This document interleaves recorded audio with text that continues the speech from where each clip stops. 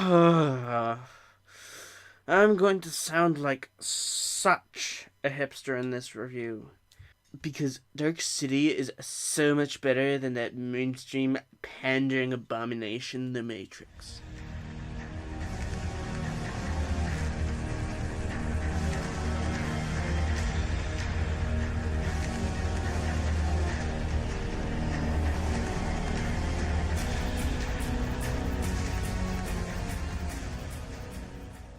A small note before I start.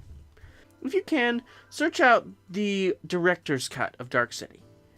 At the last second, New Line Cinema forced director Alex Proyas to include some opening narration to explain the setting and the world right at the start. This, along with some other changes, really hurt the theatrical cut. Dark City is a great film no matter which version you see, but the theatrical cut doesn't hold a candle to the director's cut, mainly because of that opening narration. New Line Cinema, you see, felt that the audience would be too confused to understand what's going on in the city. But that's the point! The mystery is part of the story. The slow reveal of what is going on through visuals and action is what differentiates Dark City from the million other science fiction movies where our world is a lie. If you want the best possible viewing experience, either hunt out the director's cut or mute the film until they enter the hotel. Let's get this straight right at the start. I will be comparing this movie to The Matrix throughout the review. In fact, it might as well be a dual review given how much I'm going to talk about The Matrix. This is inevitable because they're pretty much the same movie. They were shot on the same sets at Fox Studios Australia within a year of each other. Furthermore, both are Warner Brothers pictures, although Dark City came out under then sister studio, now subsidiary, New Line Cinema. And much like all these situations where two movies came out back to back with the same premise, one is much better than the other. Because Dark City premiered first, I think it will be the first that I examine. John Murdoch, played by Rufus Sewell, wakes up in a hotel room at night, because all noir movies take place at night. Murdoch explores the hotel room only to find a murdered woman in the next room, and he's the number one suspect. Did he do it? He doesn't know. After a phone call from a nearly unrecognizable Kiefer Sutherland, he's on the run, hunted by the police and pale, otherworldly men called strangers. And these men seem to have extraordinary powers. But not all is as it seems. I won't spoil any more of the movie, but hijinks ensue and secrets are revealed, blah blah blah. The most fascinating aspect of this movie was the way it blended the neo-noir and sci-fi aesthetics to create a surreal, creepy, but very tangible environment. From the first frame of the movie, this city looks familiar, but at the same time otherworldly and somehow empty. It is clear through set design, lighting, and decoration that there is something fundamentally wrong with this world before the strangers even show up.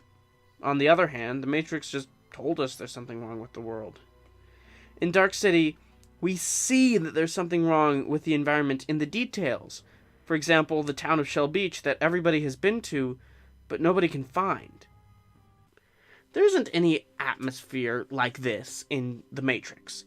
The aesthetic of The Matrix is less noir and more, there's something wrong with your HDMI cable and everything has a green tint over it.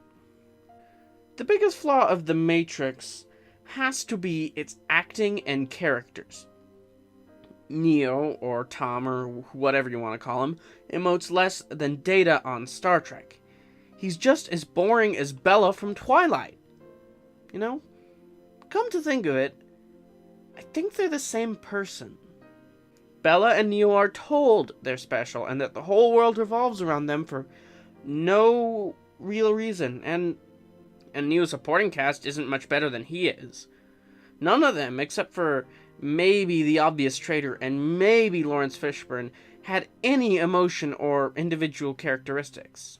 As much as I love Dark City, I have to penalize it for this too. As the film goes on, John Murdoch learns his identity and who he is, or he's supposed to, I think. But by the end of the movie, I didn't really detect anything more from his personality than I did at the start. And William Hurt is just as boring, just sort of a dry log of wood over in the corner doing nothing of interest. Even when his world is falling apart and he's not sure what's really there and what's really not there, for all that he's emoting, the barista at Starbucks might as well have just forgotten to include the foam on his latte. I mean, it could be there, but he's fine without it.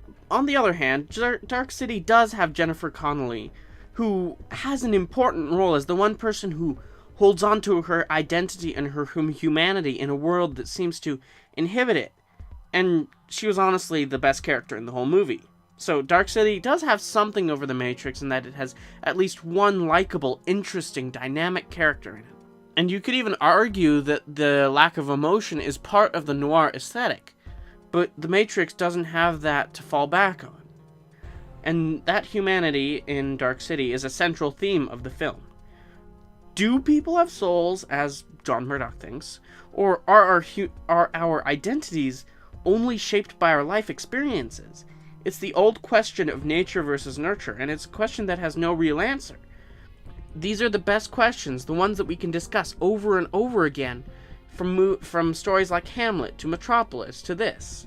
The brilliance of Dark City is that these themes are there in the movie, but much like Mad Max Fury Road, nothing is fed to you. It's only there if you look for it. I just have to assume that the filmmakers of The Matrix believe that nobody has a soul, judging from the way their characters never display any humanity.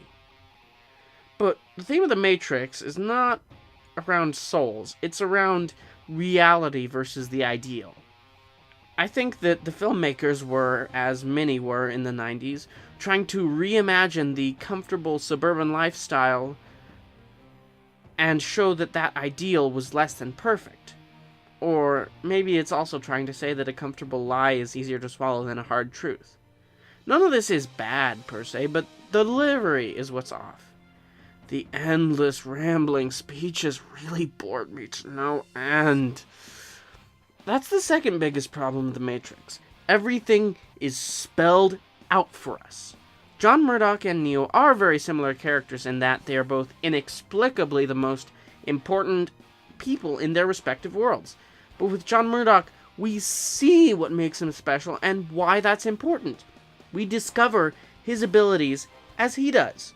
But from the first scene of The Matrix, we are told that Neo is special. We are sat down and told what the real world is, who the villains are, and what the stakes are. It's the oldest rule of cinema. Show, don't tell.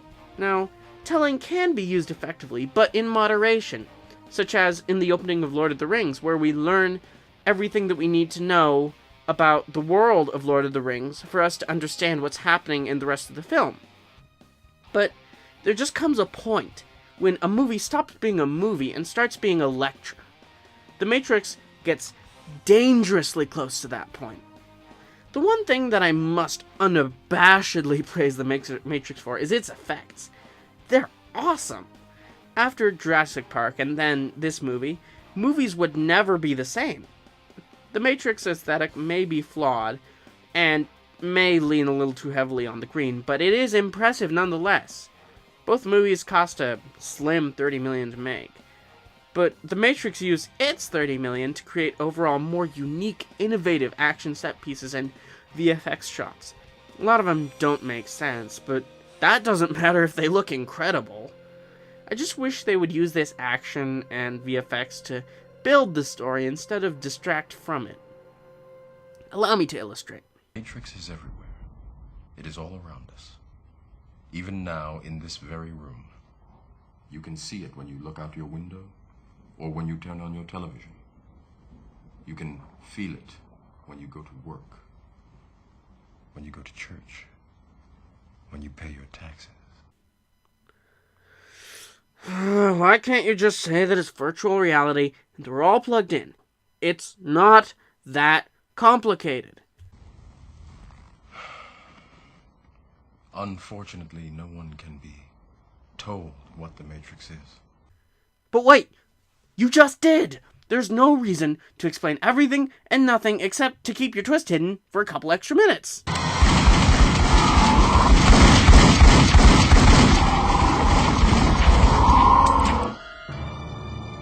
Trinity! Help!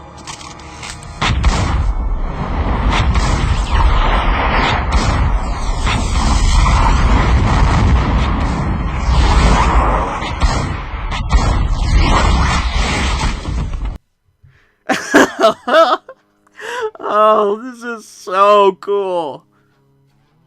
Wait, what was I talking about? Who cares? The truly wonderful quality of Dark City, on the other hand, is that every single aspect of the production builds the story. It's sad, but in many modern movies, it seems apparent that the needs of the special effects department trump that of the storytellers. The story is shaped around the CGI and motion capture that movie studios think audiences are here to see. Dark City, however, makes the best possible use of action and CGI to build the world and develop the characters. It's refreshing to see so much detail put into every aspect of the filmmaking process. I do not like The Matrix. It's a really stupid, silly film. But that being said, there is a lot to like about it, and I understand why it was so popular. When this movie came out, there was nothing like it except a box office bomb that nobody saw. In a lot of ways, I see the echoes of a great movie in The Matrix that was a couple rewrites and casting changes away from being made. Seriously, the problems in The Matrix are really obvious and easy to fix. The Wachowskis displayed a lot of ambition in the screenplay, which I have to acknowledge. Thanks in part to the critical acclaim and box office earnings of The Matrix, and in part due to their own pride, the Wachowskis failed to learn from their mistakes in The Matrix, and these mistakes only got worse in the sequels. For anybody who's wondering, this is why I re-examine movies like Deadpool. When success strikes, most people don't want to question it. Don't look a gift horse in the mouth, right? But it's important to understand why something was successful and where it wasn't successful, or you will never grow or improve as an artist. Basically, these are two movies that took the same idea down completely different paths. One thrilled me with innovative ideas and gripping storytelling, while the other bored me with stale ideas, cookie-cutter plots, and flat acting. What we can learn from these two films is that the idea behind a story doesn't matter as much as you might think. Both these filmmakers essentially had the same idea, but one of them put work into every single detail of the story in the world, while the other failed to follow suit. The execution of a premise is what separates a great film from an awful one. Any idea can work, if done correctly. If you need proof of this, look no further than Dark City and The Matrix. I'll see you next time on Sci-Fi Spotlight. I'm David. Comment below if there's some hidden sci-fi gem that needs a little bit more love.